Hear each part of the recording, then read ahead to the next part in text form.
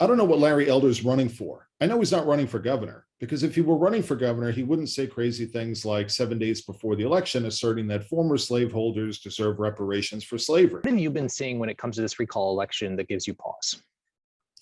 Well, I think that for any recall election to be successful, the opposition has to keep the focus on the incumbent. And we know from the 2003 recall that Gray Davis was the issue in the election all the way through election day. So I'm confident that most voters who go to the polls and fill out their ballot while they're thinking of Gavin Newsom, most of those people are going to vote to recall him. If they're thinking about something else, because either Gavin Newsom's campaign has distracted them or because some other candidate has been distracting, then it's not clear that they'll support the recall. And we need people going and filling out their ballots while they're thinking about Gavin Newsom and his failed record. And is Larry Elder's campaign already trying to sow discord? What would you say? Well, I don't know let me pause.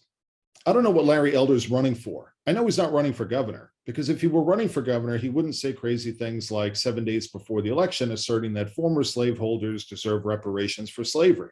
And yet that's exactly what he said 7 days before the election. Larry Elder is someone who, has particular views like legalizing narcotics and other views that are incompatible with Californians. And he's not running a campaign to win the office of governor. He's running for something else. I don't know what he's running for. But certainly whenever you're running a serious campaign to win the office, then you want to keep the focus on the incumbent. You want to keep the focus on Gavin Newsom and not provide any distractions away from that.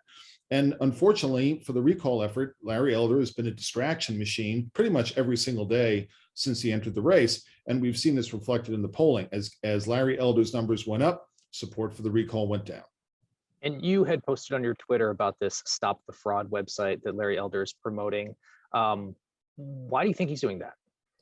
Well, I can't speak to his motive, but Larry Elder is the most irresponsible Republican candidate seeking statewide office in California that I've ever seen, because he is asserting before the polls have even closed that the election result is known and that the election has been stolen. He is asserting that through a website, which he links to from his campaign website.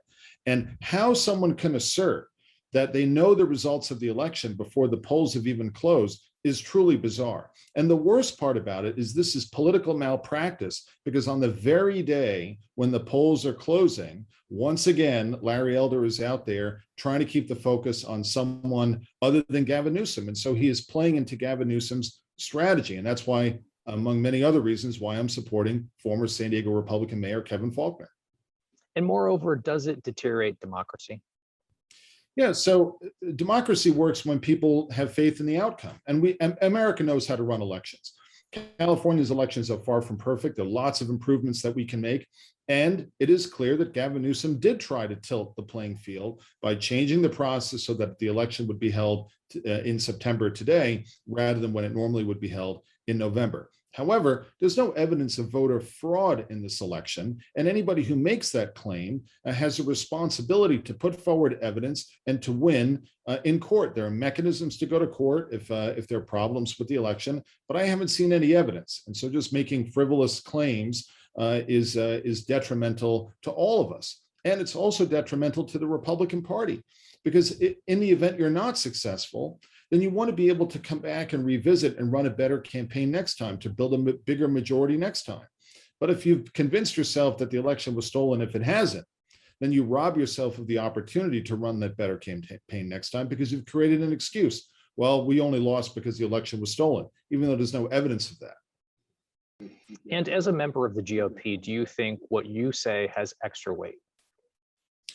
Well, I'm a regular citizen just like anyone else, but I just happen to have 31 years of political experience, and I've seen a lot. And I've been a strong supporter of this recall from the very beginning. I think Gavin Newsom's a failed governor, but we have to put forward a better alternative, and that's why I'm supporting Kevin Faulconer.